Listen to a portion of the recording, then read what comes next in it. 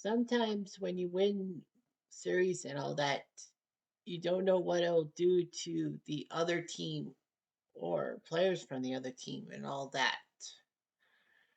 The losing team feels upset. They'll fire their coach, they'll fire their general manager, they'll get rid of players out of spite. It just hurts and all that. But sometimes, in the very, very rare occasion, does a team that loses a postseason series just basically lick their wounds, and then they end up having to lick their wounds harder because not only, well, they didn't fire their coach, they didn't fire their GM, they didn't get rid of some players. They lost a player, not by his own fault, but by the thing known as the Grim Reaper. That's right. We're going to be talking about the 1993 Charlotte Hornets. Now, they did not suffer a player death, but their opponents in the first round did. And we'll talk about the Hornets more so. We're playing basketball sims. We're playing basketball sims. He's playing What If NBA. Cutter's doing What If NBA. Yeah. Oh, all the teams around the world got to know that the Raptors are number 1. But what about the Bulls, Wizards, and Pistons? They all have great what ifs, stories about old teams like the Kansas City Kings and maybe even the Minneapolis Lakers.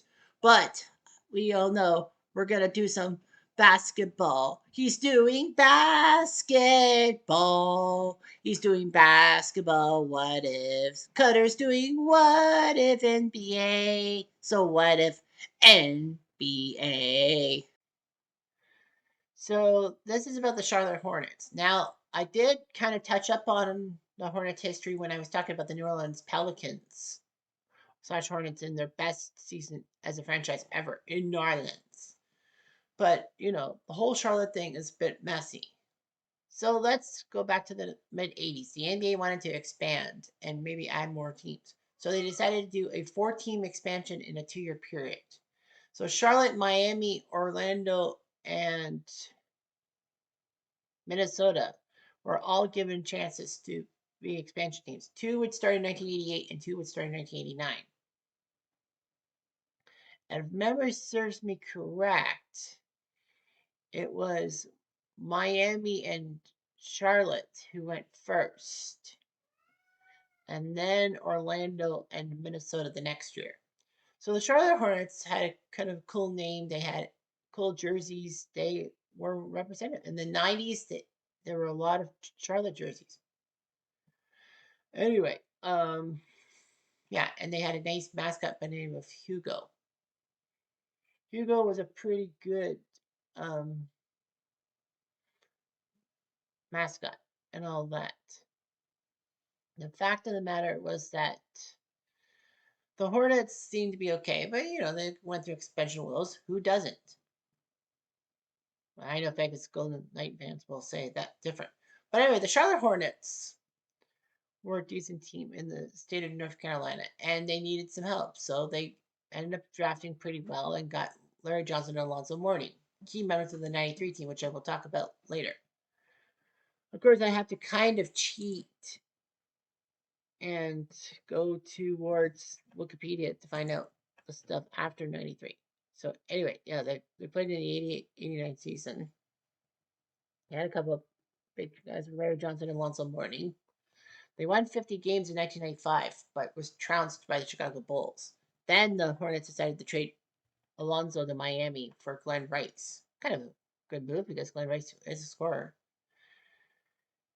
Anyway, Muggsy Bogues played for the Hornets, one of the shortest, if not the shortest, NBA player of all time, 5'3". And anyway, the 96 season was huge. Kenny Anderson didn't want to sign with the Hornets again. Larry Johnson was traded to the Knicks for Anthony Mason, who came with a lot of problems. And the Hornets made that major deal with the LA Lakers when they traded away their 13th overall pick to the Lakers for the one of Vlade freaking Divac. It kind of worked. Divac was decent, but yeah. And who did the Hornets pick 13th overall? That's right. a future Hall of Famer by the name of Kobe Jelly Bean Bryant. So, well, the trade was kind of set in stone that Charlotte would draft Kobe and trade him to the Lakers because Kobe didn't want to play in North Carolina. Stupid. Nevertheless, the Hornets were successful. They put up 54 wins. D-Mac did a good was good at center. Anthony Mason kept averaging double doubles. Muggsy Bogues was back being a good point guard, and Glenn Rice having a great career. They won 54 games, but fell to the Knicks 3 games to 0. And of course, Grandmama having his revenge. 98, they were decent, winning 51 games. They lost to the Bulls. So, anyway, the Hornets did reach the conference semifinals a pair of times in the 2000s, but failed miserably. Unfortunately, attendance trailed off dramatically, and the owner, George Shen, was not being popular in Charlotte. So Charlotte was sold off to New Orleans for the 2003 season. Fortunately, though, Charlotte got their team back, as there was a deal with the city of Charlotte and to avoid a Cleveland Browns-like lawsuit. The NBA added a replacement team in Charlotte for the 2004-2005 season, and there was an arena deal and all that. In fact, Robert L. Johnson, who founded BET, or Black Entertainment Television, if you will, was awarded the franchise, becoming the first African American majority owner in U.S. sports history. Are you serious? Took that long? 2002? Nelly was a notable co owner, and they entered the league. So they were known as the Bobcats and all that.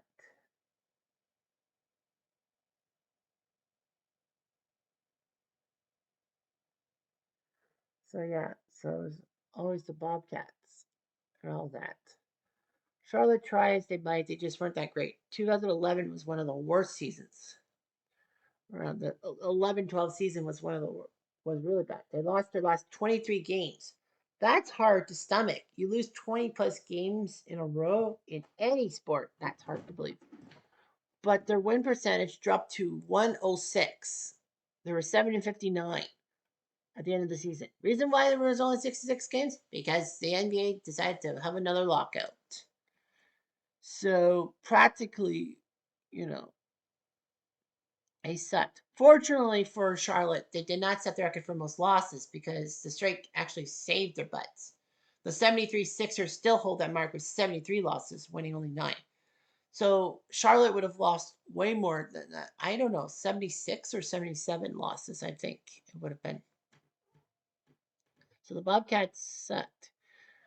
The worst part about the Bobcats is they were the worst winning percentage in NBA history, and yet they didn't get the number one pick because the draft lottery went a different way, and Washington, I think, won it. I can't remember. So Charlotte basically were having troubles. They couldn't draft to save their lives. Michael Jordan was trying his best to be a owner, but he couldn't do too well. So anyway, Charlotte did a lot of things and all that. So the question on everyone's lips will be how good Charlotte can be in a sense. So yeah, that's the Hornets in a nutshell. Anyhow, so the 93 the Charlotte Hornets season was the fifth in their season. With the second overall pick in the 92 draft after Shaq went to Orlando, Charlotte picked Alonzo Mourning from Georgetown. They needed a powerful center, and it worked. Alonzo Mourning was a great player. They picked up David Wingate as a free agent and then traded J.R. Reed to San Antonio and released Tom Hammonds, who would later go on to Denver and to later go on to do commentary for NBC. The struggles, the Hornets actually struggled, even though they had Mourning with Larry Grandmama Johnson and Muggsy Bogues. So they went to the first round of the playoffs. They finally did it. They won 44 games. They were third in the Central, but enough of a moment to take fifth place in the East. The Knicks were the best team, then Chicago, Cleveland, and Boston. So the rules were it was 5 versus 4. So that meant that Charlotte would face Boston in the season. And unfortunately, well, They would face the Celtics. They lost game one, but then the Hornets would win the next three games in the series. Now, of course, in the first round, before 2003, it was best of five, and then they moved to best of seven. So, anyway, Alonzo Mourning made a famous 20-foot jumper with zero point 0.3 seconds left to beat the Celtics and get the Hornets to the second round. The Hornets thought they actually um, would have lost. Celtics did have a chance to hit a shot at the buzzer, but failed.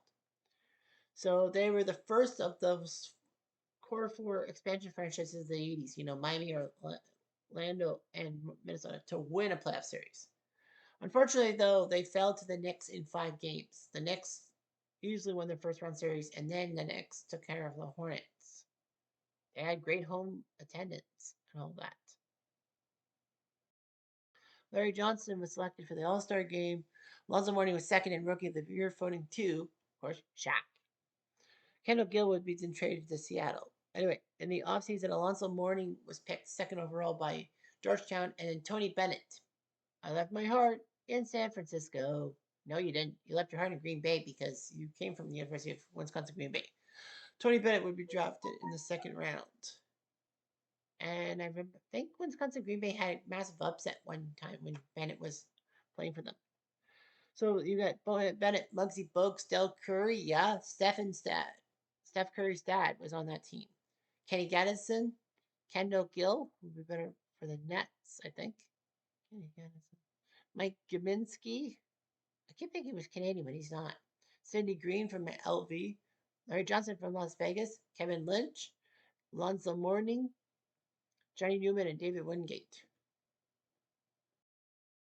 So they were fifth. And in the playoffs, they took on the Celtics. Lost the first game, won in double overtime in Boston, and then they won at home thanks to a pair of big wins. Then they faced the Knicks. They won game three on home turf, but that was it in double overtime. Nice. Yeah, Morning Kill on some folks and Johnny Newman. Johnny Newman. So yeah, that's what happens. Oh, and by the way, when I was doing the intro and I said that, you know, their opponents had someone die, that was Boston. Boston was up three games. Boston went down to the Hornets 3 games to one. Little did people know that this would be the last time the Celtics captain, Reggie Lewis, would play in the NBA because unfortunately in July, while playing pickup basketball, he died of a heart ailment, which was not diagnosed. A lot of people thought it was cocaine induced, but it was not. So, nevertheless, Reggie Lewis died a few months after that series against the Hornets. It wasn't the Hornets' fault, obviously, but actually Lewis had fallen flat at least one or two times during the Charlotte series, like fell literally to the floor. That's always a good lesson that proper health and safety must happen. So anyhow, let's take a look and see what the Hornets would have been like if they had taken care of business against the New York Knicks and gone to the Eastern Finals against those pesky Bulls. All right, so what if the Hornets had actually shocked the Knicks and faced the Chicago Bulls in the NBA semis, aka the conference finals? Now, of course, the Bulls won the other conference semi in real life and would have faced the Knicks and did face the Knicks in real life, winning in six. But the Hornets would be playing the Bulls. So let's try to give Charlotte a happy ending with Alonzo and Larry Johnson and Muggsy and Kendall. First game in Chicago sees the Bulls crush at 110-96. MJ with 24 points, doing it to the state in which he was a college basketball player. That was North Carolina. Kendall did put up 18 points. The bench, Kenny Gaddison, David Wingate, Tony Bennett, Kevin Lynch, Mike Gminski, J.R. Reed. Well, I guess they counted him even though he got traded. Del Curry, Tom Hammond, Cindy Green, and Lorenzo Williams. For the Bulls, 24 from MJ, 21 from Horace Grant, 19 from BJ Pippen, 17 Kyrie with 12 as the starters. John Paxson played 15 minutes without a point, which was unusual. Stacey King, Scott Williams, Will Perdue, Trent Tucker, former Nick, Rodney McCray, former Louisville player, and not the baseball player who crashed into that wall. Joe Courtney, JoJo English, Ricky Blanton, Ed Neely, Darrell Walker, and Corey Williams. And a lot of people will be probably thinking, what about the Canadian? What about Weddington. Nope, not yet. He wasn't a Bull yet. Game 2 sees the Bulls pull it off. Luckily, good first half. Scotty with 41 points, 15 rebounds. So Charlotte's down. Love 2. Larry Johnson did put up 28. Grandmama did his job. 14 from Tony Bennett in 12 minutes.